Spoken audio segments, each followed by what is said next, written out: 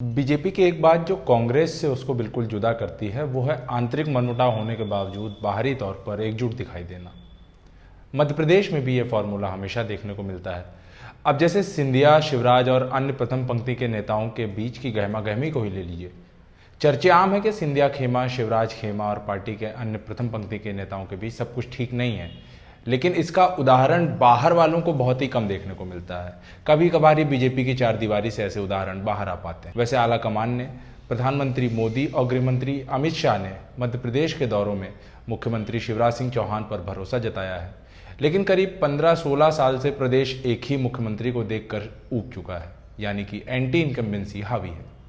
ऐसे में चुनाव के पहले क्या कुछ होगा, इसको लेकर सब सकते में है। मध्य प्रदेश के विधानसभा चुनावों में अब 1 साल से भी कम का समय बच गया है। बीजेपी के शिवराज सिंह चौहान नवंबर 2005 से मुख्यमंत्री बने हुए हैं। जनता में ऊब दिख रही है और जब से ज्योतिरादित्य सिंधिया बीजेपी में आए हैं तब से शिवराज के लिए समस्याएं बढ़ी ही। मंत्रिमंडल में भी शिवराज के पसंद के लोग कम हैं।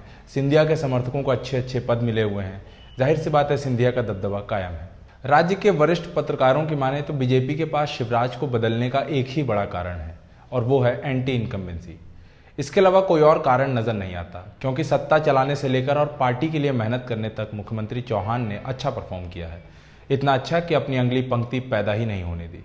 छुटपुट नेता होते रहे, लेकिन ऐसा कोई नेता बीजेपी से उभर कर नहीं आया जो शिवराज सिंह चौहान जैसा जनता में पैठ भी रखता हो, सत्ता और एडमिनिस्ट्रेशन सब संभाल सकता हो। ऐसा कोई भी नेता उभर कर सामने नहीं आया। बीजेपी को दोबारा सत्ता में लाने वाले ज्योतिरादित्य सिंधिया की भी मध्य प्रदेश में अच्छी पकड़ है। आज की तारीख में शिवराज के बाद अगर बीजेपी के लिए मध्य प्रदेश में जन नेता या ऐसा कोई नेता जिसको प्रदेश भर की जनता जान रही हो, जिस पर विश्वास कर सकती हो, वो सिंधिया ही है। मसलन चाहे गृह मंत्री नरोत्तम मिश्रा हो, केंद्रीय मंत्री नरेंद्र सिंह तोमर या कैलाश विजयवर्गीय हो, इनका अपने इलाकों के अलावा प्रदेश के ज़्यादातर इलाकों में इनकी पूछ परख कम है। इसलिए भी शिवराज के लिए सबसे बड़ी चुनौती विपक्ष में रहते हुए भी और अब एक ही पार्टी में होने के बावजूद सिंधिया ही है। बीजेपी में इन दिनों सब कुछ केंद्रीय नेतृत्व के ऊपर निर्भर हो गया है। प्रशासनिक अधिकारियों से लेकर नेताओं तक लगभग सबको ये बातें क्लियर है कि जो होना है दिल्ली से होना है, और इसीलिए सब लोग अपना अपना खेमा और अपना अपना नेता तलाशने लगे हैं।